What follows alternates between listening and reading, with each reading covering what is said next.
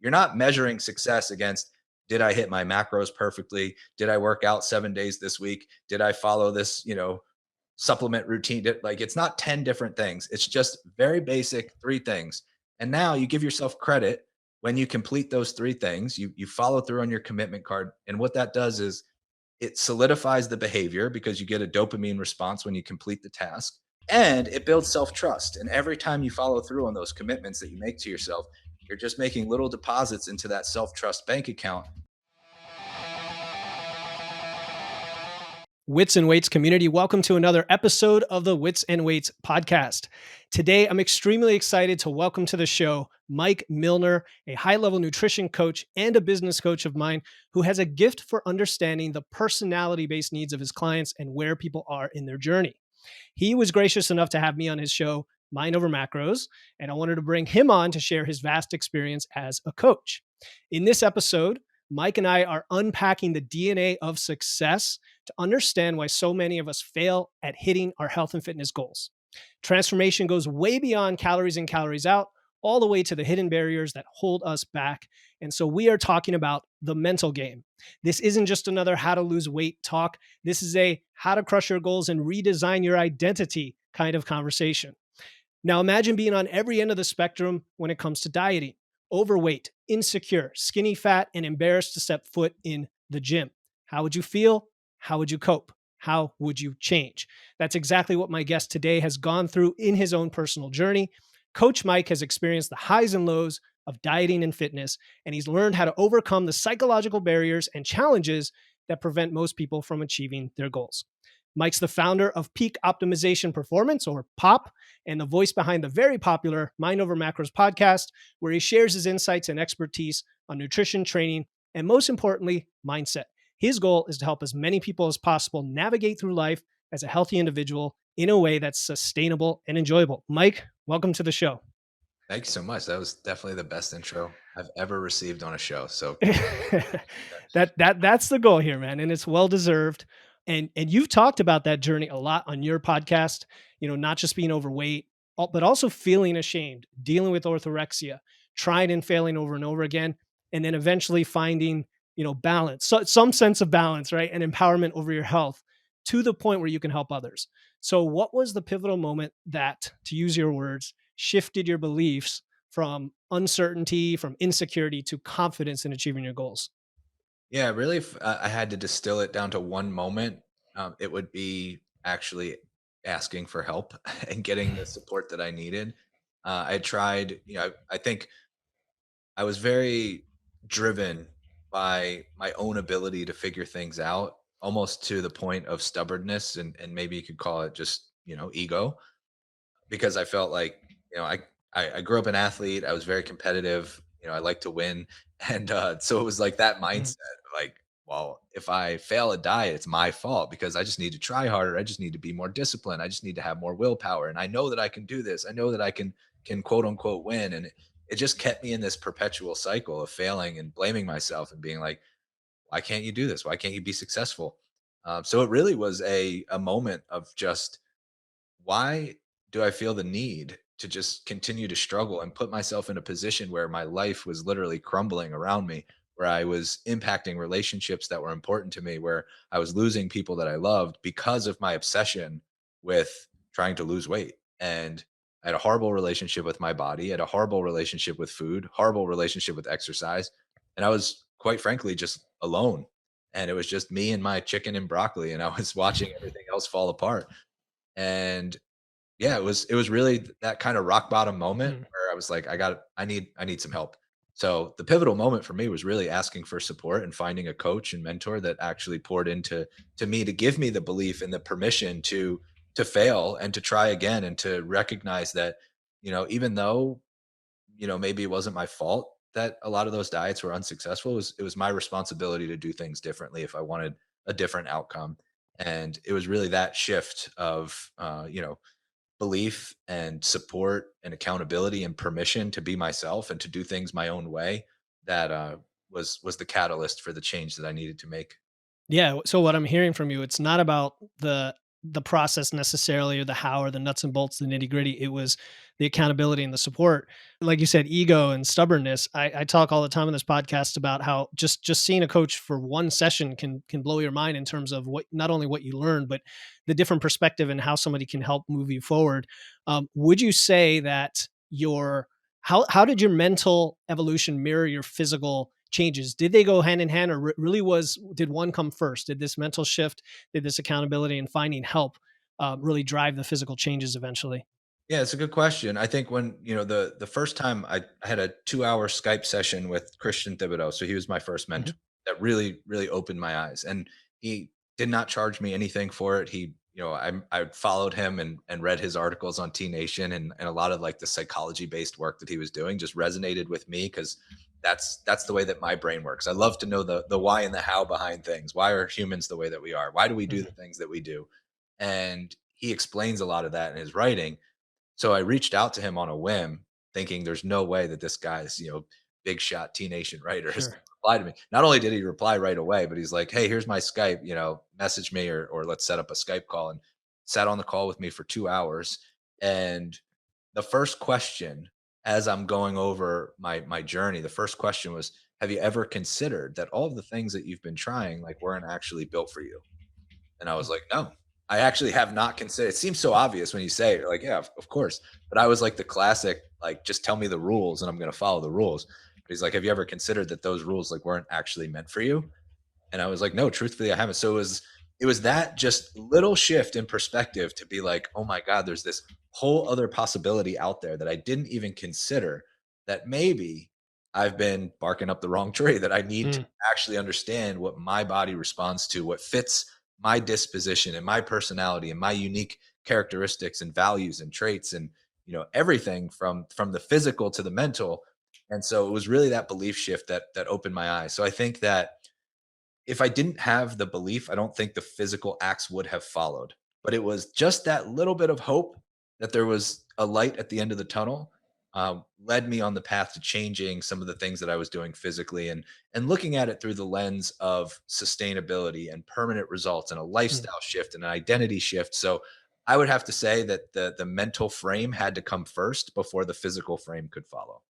And that makes a lot of sense because you've talked about how you went through physical transformations in the past. They just didn't stick, right? As we all have. We might know exactly what we think we need to do and even take the action to do it, and still somehow it doesn't stick. So I'm just going to repeat what you just said. Quote, have you considered all the things you've been trying were not meant for you?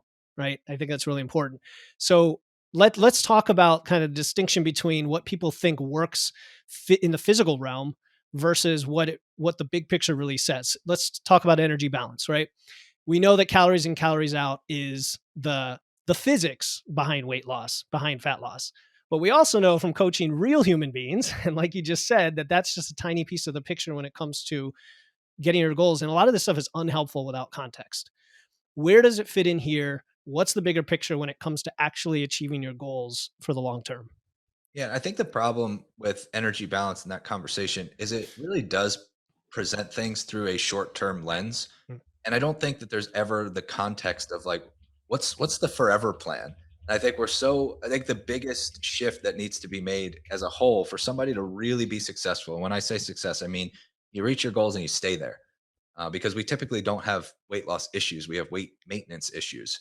And I think a lot of the things that are perpetuated in social media, on the internet, wherever you're getting your information, is it's a very short term lens. It's a very, it's 6 week challenges, it's 30-day detoxes, even the calorie balance equation.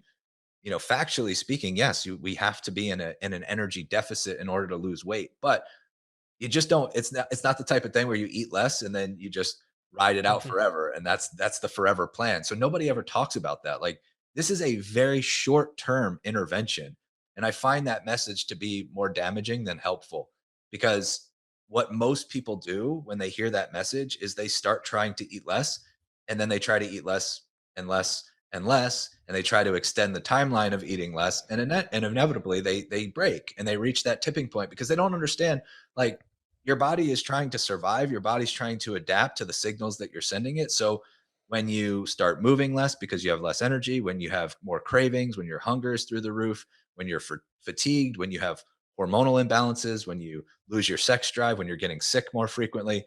All of those can be a product of putting too much stress on your system, and eating less is a stress on the system. And I just don't think that we paint enough context when we deliver that message to say, what's the long term plan?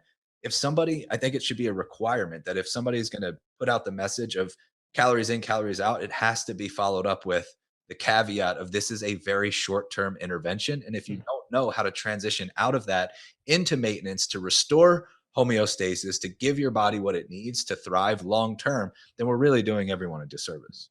Yeah, and I think if you put it before that, a fat loss phase is not fun. It's not meant to be this enjoyable thing that you stick with forever. But I want to peel back the onion a little bit on the weight loss messaging overall. Like on this show, I tend to use the term fat loss more than weight loss these days, but I know it's prevalent in the industry, and I know it helps with marketing and things like that. What are your thoughts on the phrase in general, and the fact that people put so much importance into weight loss? Yeah, I think, again, it's the diet industry is very smart. Like, you have people who are marketing geniuses, really. Mm. And that's why the industry is up to, I think, 80 billion annually. So they're doing something, quote unquote, right, depending on your definition of right. If you measure it by financial success, then sure. But if you measure it on permanent results, then I would say that it's pretty harmful. But as long as people keep feeding into that message, meaning when we talk about weight loss, when we make promises about how much weight you can lose in the shortest amount of time. Now, I was the most susceptible person to that marketing. When I Mm. was in the depths of my dieting phases and years, it was the quicker the results, the more bold the results, because again, like it fed my ego of, oh, I can do that. Like Mhm.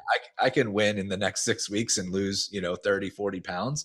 I'm going to get after it and be perfect. And, it creates a disordered mindset. It really does. And it's almost a guarantee that if you take that approach, you're going to gain the weight back and you're going to feel worse and you're going to set yourself up for a more difficult road ahead, because the more that we lose weight and gain it back, the more that we restrict and deprive ourselves, it does make it harder in the future to improve your body composition. So I think that the difference between weight loss and fat loss, obviously, there's a major difference. But I just think even the fat loss messaging, really what we should be talking about is permanent results, sustainable results, Mhm. enjoyable results, lifelong results, however you want to frame it. Whether we're talking weight loss, whether we're talking fat loss, we're talking about getting leaner, more toned, looking more athletic, like whatever phrase resonates with you and you're like, yes, that's what I want. Let's make sure that we package it in a permanent, sustainable way. Yeah, no, I love that, and, like, the phrase I use is "looking like you lift," right? And it's okay for it to be about physique, but like you said, it's gotta be something that's sustainable. Some people hear that and then they think, "Okay, does that mean I have to have willpower, discipline, and those things forever?" Right? And if I know you're probably familiar with Angela Duckworth and her work on grit, or that, uh, grit and perseverance, stick with itness is important for achieving a goal. What are your thoughts on that? And maybe it's distinct from willpower and discipline, but just tell us about your thoughts there. Yeah, I think a lot of times there's characteristics that get thrown around that we do need. But I think that sometimes we unnecessarily tax those systems. And like Mm.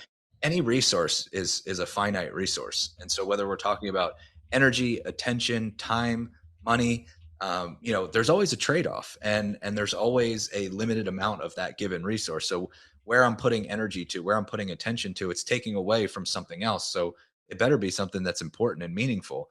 And the reason why I say that is because I have this concept of resource allocation, and I think a lot of times we don't even look at where are we spending unnecessary resources that could be put to better use elsewhere. So if you're, signing up for a program and it requires 24/7 willpower, that's horrible use of the resource of willpower. Mhm. If it requires you to, kind of grit your teeth and white knuckle your way through it, eventually you're going to run out of that resource. So if we look at everything through that lens, it's like, going in with a full tank of gas. Like if I can get to my destination using less gas, why wouldn't I choose that path?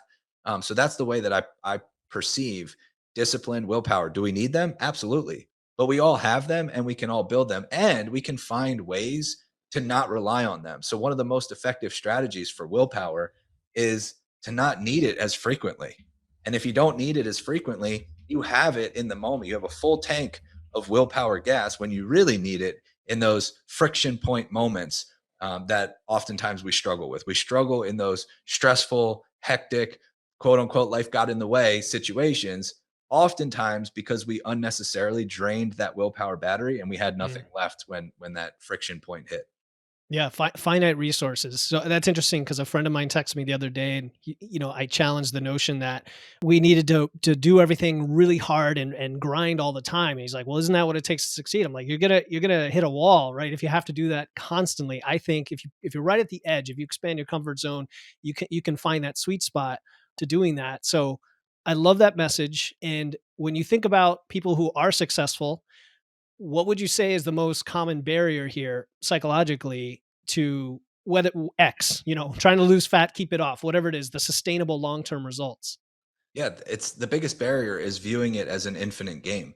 It's viewing it as it taking away the finish line, taking away oh, this is a means to an end. If I just do this for X amount of time, then I'm gonna live happily ever after. It's you have to truly view this as like winning the game is just by continuing to play the game. There's no set rules, there's no end score, there's no finish line.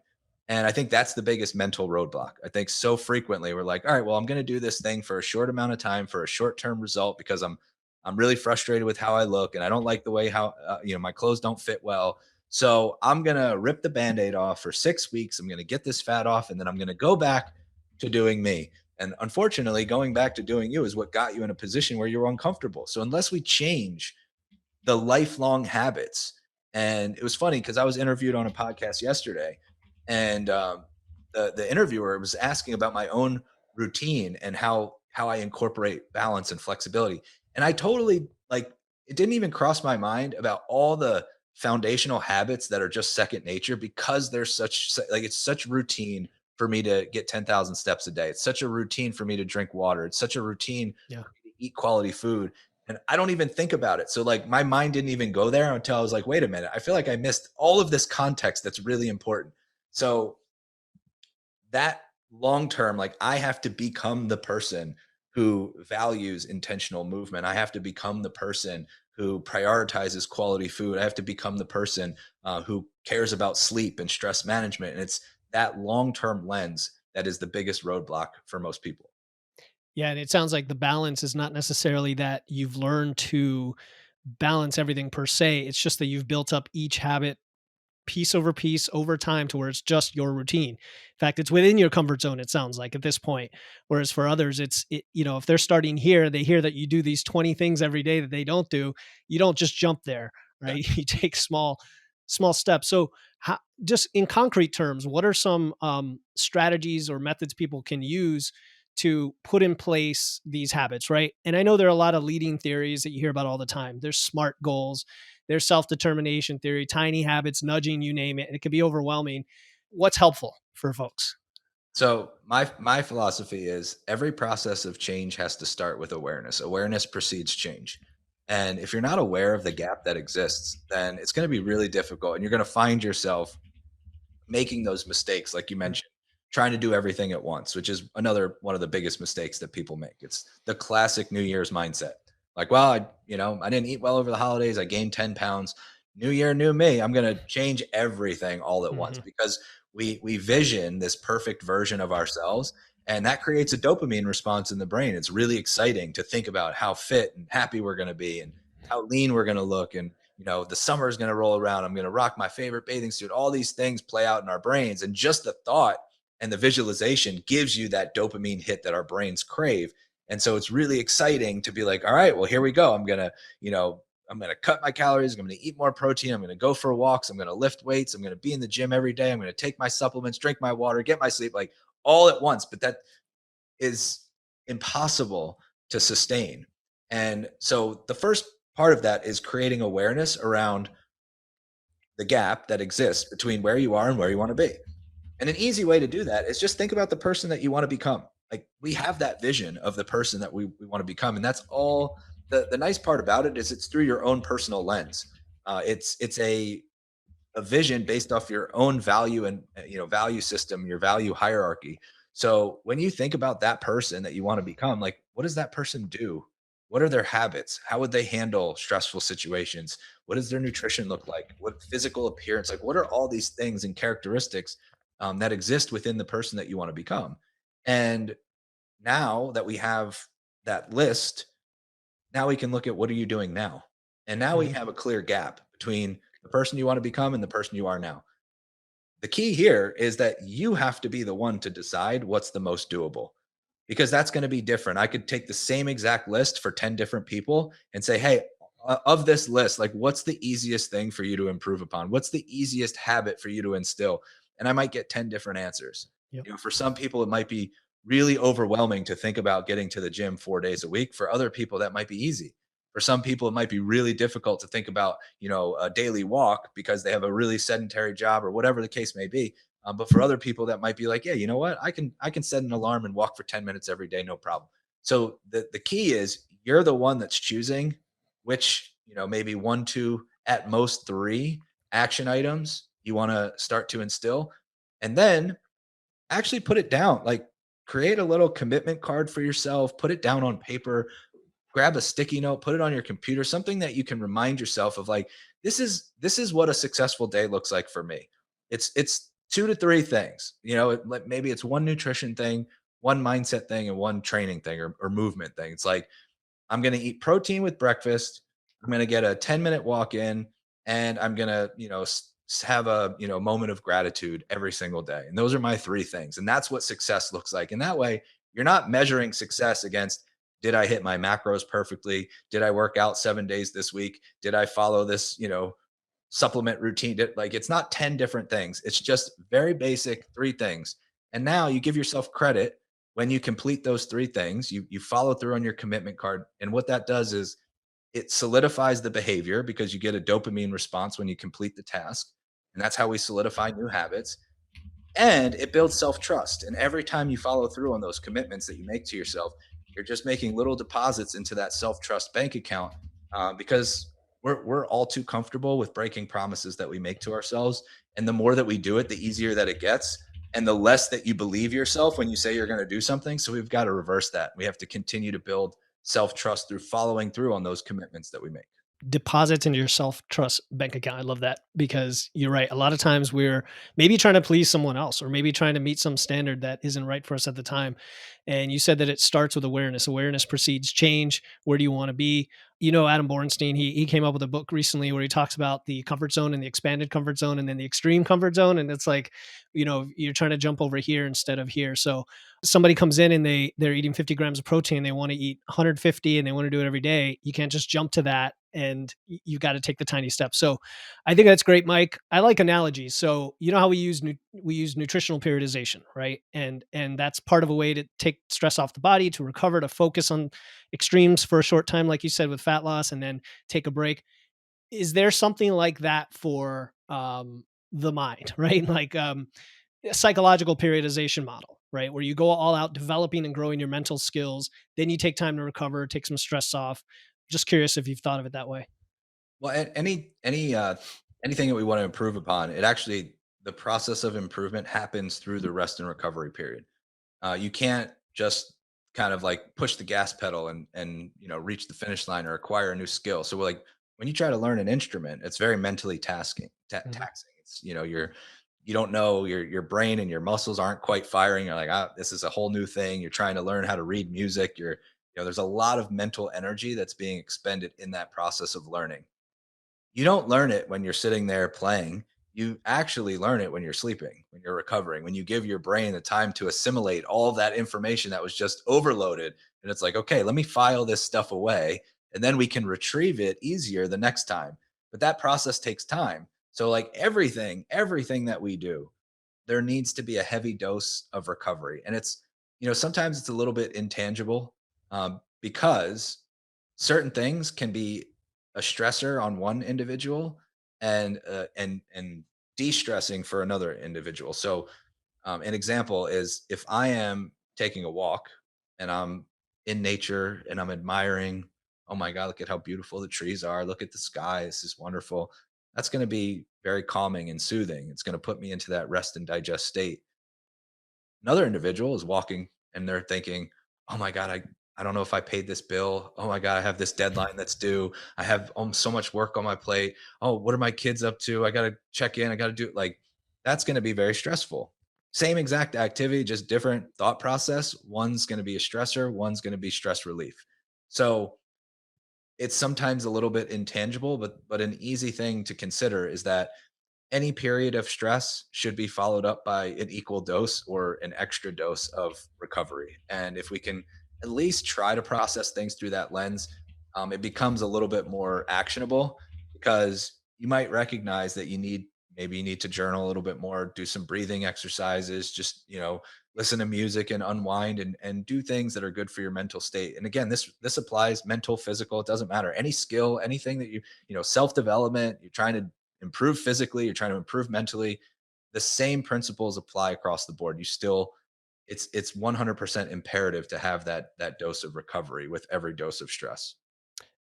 I can really relate to this, and I know you can too. As a really busy guy, there's a lot of busy people listening here who maybe have multiple businesses, multiple things that they're doing. I don't know about you. I could just get into a zone for hours and hours and days, trying to get stuff done. And before long, the stress has gone maybe past that point. How does somebody recognize that? And then how can they find something that works for them if it isn't the walking, like in the example you said, where they can just recognize it and maybe block it in, plan for it? How does that look? Yeah. So it's reading the symptoms and listening to the inputs and outputs. And sometimes that's hard. If you have been accustomed to just being on overdrive all the time, which I can certainly relate to, but you start to learn through experience. You start to learn little subtleties. I know that for me, typically I'm 2 cups of coffee in the morning, and that's my routine. I know when I'm overly stressed and I'm not getting enough sleep, I'm not getting enough recovery, it's just this like instinctual pull that's like, go get a third cup, go get a third cup. And like that usually never happens. Normally I have my 2 cups, I'm perfectly content and I'm done. But for me, I know when that little subconscious pull is telling me like, go get another cup, I know that I've been on overdrive. You'll start to notice maybe some brain fog, fatigue. You might notice an impact in like sex drive, or you might be getting a little bit sick more frequently. So there's always little subtleties that your body will communicate when it needs more recovery than anything else. And sometimes it can be performance in the gym, strength. You notice that you just don't have it like you normally do. So all of those can be signs that something's off. In terms of the recovery, kind of modality that works well for you, trial and error is the best way. Mm. So, come up with some different things that you think would be interesting. Like, what are some activities that you love, things that are just for pure enjoyment, hobbies that you might have? For me, it's walking, journaling, doing some like getting in the sauna. If I'm really struggling, like I'll book a massage, doing things Mhm. like that. Listening to music, unwinding, listening to a podcast, whatever it is for you, just play around with some different strategies and see which one feels the best and then start to implement that more frequently. And that's really trial and error is the best way. Yeah, it's good advice. The most value that I got from this was the fact that I had someone that I could talk to about anything and that there was going to be no judgment. It was just, well, here are your goals. Here's the best way that you're going to achieve it. And then let's work together to help you feel inspired and motivated to do that. And there's a lot of people out there trying to be coaches, and not all of them have done the work. And also just be a genuine person that is positive and coming from the heart in terms of wanting to help. And Philip really embodied all of those qualities. I would recommend him to just about anyone that's looking to achieve goals in that realm of their nutrition and building new habits. I know, and you've probably seen clients, and I do as well, who having the third party perspective with somebody who knows you, or maybe somebody in your family, or who loves you, or whatever, to help you there. Because I do get the sense some people get caught up in their stressful routine where it seems like the normal, and all of a sudden you have a third party who might be able to look in and say, well, based on your biofeedback or based on your experience this week, something might be happening, and we want to address that. Going back to your very original answer about having support. So another thing that comes up when we talk about psychology of goal achievement is not only the fear of not hitting your goals and your failure, but what about the fear of success? This comes up a lot when I talk to people who are very successful in their lives in multiple areas, maybe not in fitness, but in lots of other areas. and they're maybe afraid of what life will be like once they achieve their goal, right? Like their relationships might change, their self-image might change, the pressure to maintain the new weight, the fear that after they lose the weight, they're still not happy. So how often do you encounter this and what can be done about it? Yeah, most of the time it's all the same root. It's these narratives and these stories that feel very real. So anytime we have like anxiety, fear, it's all future based thinking. So we think about, and a lot of times it's subconscious. If you have somebody who's been, kind of they didn't get a lot of attention, that kind of stayed under the radar, Mhm. never were the center of attention or didn't get noticed that often. And then all of a sudden they start to improve their body, they start to work on themselves, and then they start to get some compliments. Somebody at the gym mentioned that I'm doing a good job. Somebody at the gym said, oh, have you lost weight? Like, that's weird.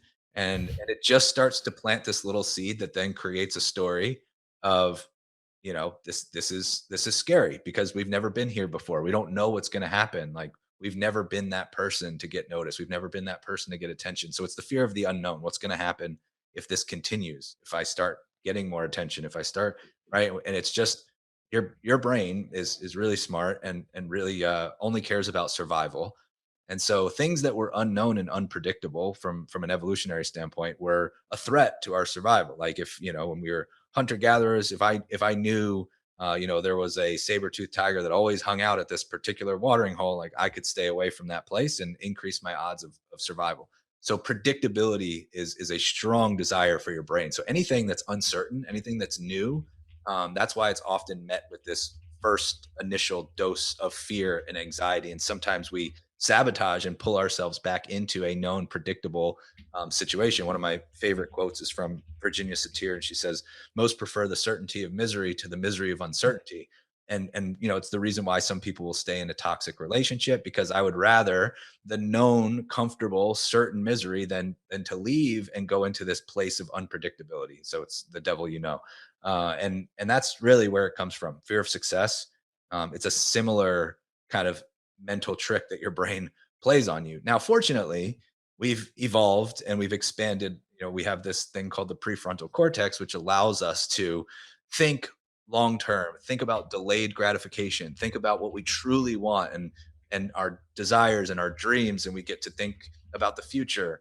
And we're no longer just this, like, kind of primitive lizard brain creature. We actually have the ability to pause and plan and make long-term decisions. Although there's kind of this battle going on because we still have that DNA, that hardwiring that tells us to survive in the moment, but we also have this brain that has evolved to think long term. So sometimes those can be competing. So it's like, who do I listen to? Do I listen to the survival based brain or the long term, the long-term delayed gratification brain? And that's where being able to sit with those feelings and those fears and emotions, and really ask yourself difficult and uncomfortable questions, like, what does happen if I continue to get more compliments? What does happen if I continue to get noticed? What does happen if I become this new person who does stand out in a crowd because they have more muscle or they're leaner or whatever? What does that mean? What is the story that I'm telling myself around this, and what is it that I truly want? What is it that what are my highest priorities? What do I value? What do I really want out of this journey?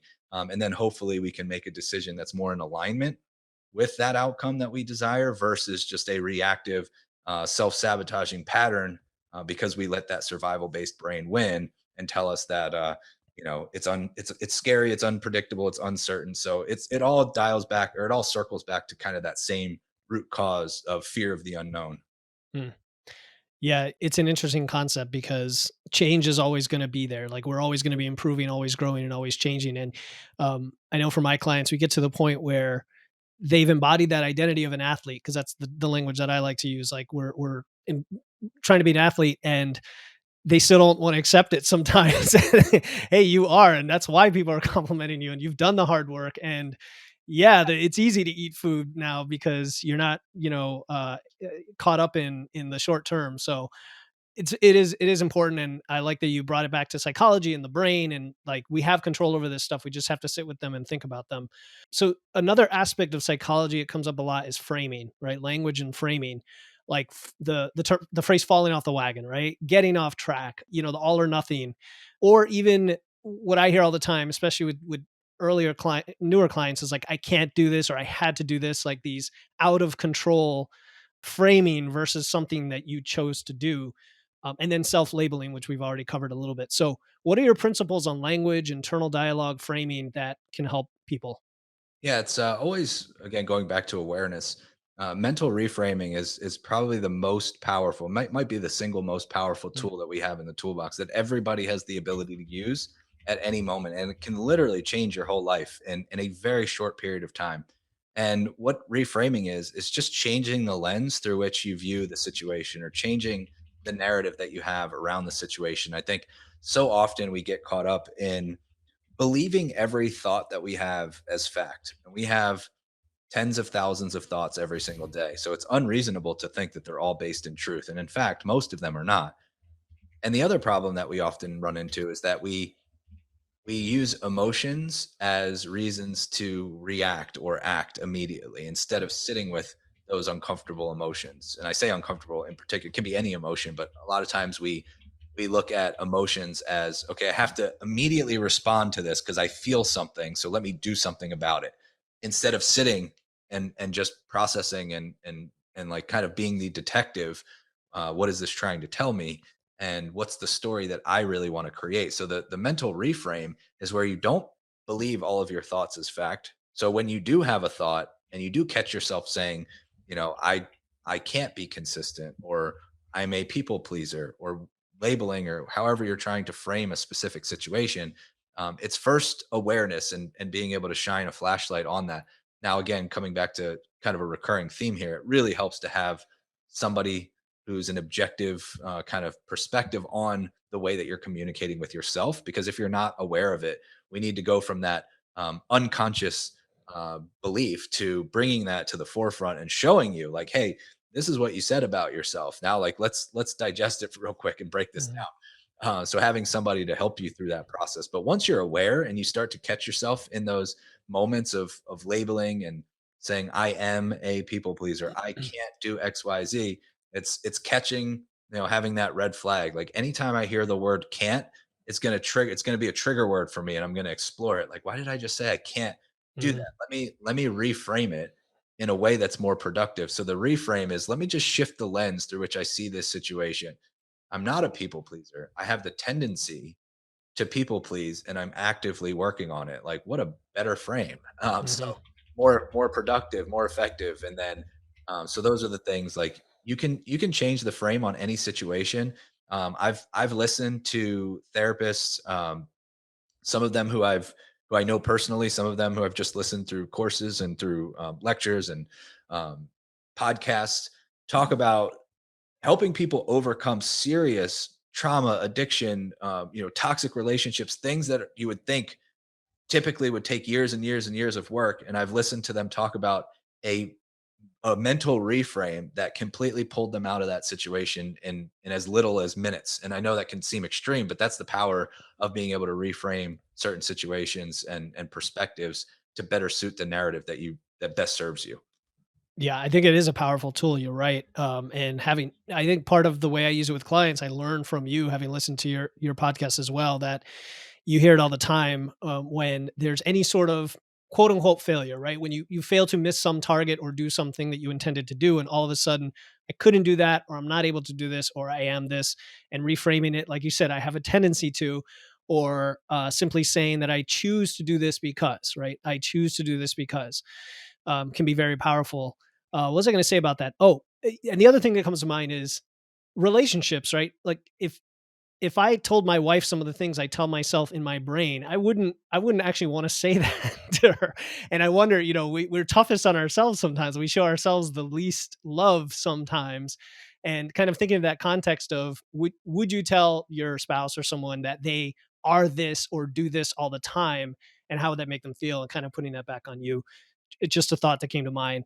Um, Another aspect of that is gratitude, Mike. Like, is that part of this where expressing gratitude either to yourself or others can come into play here?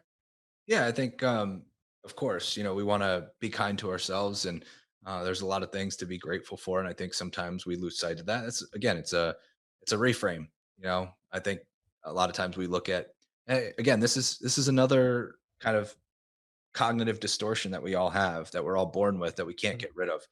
Negative thoughts are more powerful than positive thoughts. And again, this is a survival based mechanism. So instead of being like, oh, my brain is broken, I always focus on the negative. It is to keep you alive. And so we remember negative things more because of survival. So, and I've heard statistics that it can be up to 7 times more powerful. So if you hear, you know, 6 positive things and 1 negative thing, like that kind of balances out. You might focus more on that one single negative thing than the 6 positive things that happen. But it's one of those things you have to actively work on understanding that it is a cognitive bias, it is a cognitive distortion, and I can actively work on focusing on things that I'm grateful for. So even in the moments where it feels like, oh, you know what, like this day is just like it's not going my way, there's probably things in that moment that you can reframe. Now, with a caveat of trying to immediately like change a negative situation into a positive can actually be a negative. Instead of just Mm, letting mm, yourself feel that, like, you know what, yeah, this day does suck and that's okay. And like I'm allowed to feel I'm allowed to feel sad, I'm allowed to feel down about this day, I'm allowed to feel frustrated, and giving yourself permission. I think sometimes we immediately try to like get out of it. We're like, oh no, I don't want to feel sad, let me like fix it arbitrarily, and like your mm, brain's like, we're not going there. And then you have this kind of internal battle instead of just letting yourself feel the feelings and letting it pass. Like treating like your feelings are all transient. They're going to pass, they're going to go away, they're going to, it's like the clouds. Let's just watch them float on by. And mhm. that's like one of the most effective things you can do. And then when you are feeling a little bit better, maybe then is a good time to bring yourself to a place of gratitude. Mm. Yeah, your emotions are like clouds floating by or a river flowing by. I've heard that analogy. Um, and it's true because it's okay to feel disappointment, right? You want to be disappointed in the moment, that's okay. And let it sit because that also might drive you later on. I know from many, many times personal experience, I can look back and say, I don't really want to feel that way in the future when that happens. So now I'm going to choose to do something different. And that's an important way to let that fuel you. So earlier you talked about short term versus long term, right? Short term being something like a specific phase, let's say a fat loss phase. How do we balance celebrating like the mission accomplished and the win? Even if it took us 3 months and now we have that win from the lifelong endeavor, the principles and practices behind it being sustainable. Like, how do you balance those two things? Yeah, so ideally we would be more focused on the process based wins and not the outcome based wins, because the outcome based wins are largely out of your control. When it happens, sure, celebrate by all means. Like if we reward ourselves and we celebrate, you know what, I followed through on these 3 commitments today. And then, I was at the gym and I hit a PR. Amazing. Like let's celebrate the process-based goals along the way. But then you're gonna wake up and you're gonna be like, oh my God, I didn't even notice. I'm actually down 10 pounds. I hit my 10 pound. Like, great, let's celebrate that, but let's not make that the target of like, hey, when we get to this 10 pound, like let's run to this checkpoint so that we can celebrate. What we really should be focusing on short term is process based goals. And if we can do that, the outcome will happen as a byproduct. But you can't, like, when the outcome happens, how long it takes to get there, the exact number, like a lot of that's largely out of our control. So let's focus on the things that we can control. Another concept that I talk about frequently is, celebrating like neutral days. Like we always celebrate the big milestones, but we celebrate when somebody loses 100 pounds, which is amazing. Like, what an achievement. But we don't ever celebrate the person that didn't gain 100 pounds to begin with, that they had to lose. And it was like, when neutral Mm, things happen and it was just, I just maintained, and there's nothing sexy about that, there's nothing flashy about that, but like, why don't we celebrate that? Why don't we celebrate the yep. neutral days where, hey, I didn't blow myself up today, I didn't, go off the rails today, that's a win. And even no matter what that looks like, even it was just like, I did the bare minimum. I had protein with breakfast, and then I didn't really eat much protein after that, and I got a 5-minute walk in, but I couldn't get to the gym today. It's all right. That's a win. Yep. Nothing It's horrible, not a zero. Yeah. not a zero. Yeah. It's something. But so I find that celebrating neutral days and celebrating when bad things don't happen is really important, and like focusing on the process more than the outcome. Yeah, that's really important. I mean, you think of clients who check in and everything was fine and nothing has to change. And you're like, how do I keep motivating this client? And part of it is to just celebrate the fact that all the things you worked to this point have continued. That's a good thing. And then as far as the process based wins, I've heard this a lot, and people ask, well, how exactly do I do that? One thing you've already mentioned today is if you only focus on two or three things, or even one thing that you're trying to improve, the win from that is the process, right? It is ingraining in yourself this routine and discipline from that process for the process based win. So just throwing that out there. Curious, very specific thing here. I know you work with a lot of clients who want to lose fat, and I don't know how many people you work with who are built on the other side, who are gaining and building muscle in a calorie surplus, but they also face certain psychological limitations that are not symmetric. Let's say there's like different things that they have to focus on. What's your experience on that side of the journey? Probably the hardest year of my life was where I decided to actively build muscle for a year. I was like, 12 months, I'm gonna follow what my coach says, and I'm gonna because my pattern up until that point was like, you know what, I really want to build some muscle. So I Mhm. would start to increase my calories. I would start to see the scale go up, and I'd be like, oh, that's uncomfortable. Let me just cut my calories again. And a lot of people fall into that pattern Yeah. because you don't it's scary. You're like, oh, am I gonna gain a bunch of fat? Like, I really want to build muscle. I don't want to get heavier. I don't want to go back. Like, we all have that panic number that we see on the scale. And so I think that mentally it can be more challenging to really commit to a building phase where you're feeling a little bit fluffy. You're seeing the scale go up. You're eating more food than you thought you had to. It's not easy. It was the most difficult and probably the most rewarding year because it helped me in so many ways with more flexibility. Because I had more muscle, I could eat more freely. Because I had more muscle, I looked better at a higher weight. Like, there were so many things that were just really rewarding. But the process of building muscle is slower than the process of losing fat. And fat loss can be a slow process depending on what type of an approach you're taking. Building muscle is even slower. So you're looking for like really small incremental improvements.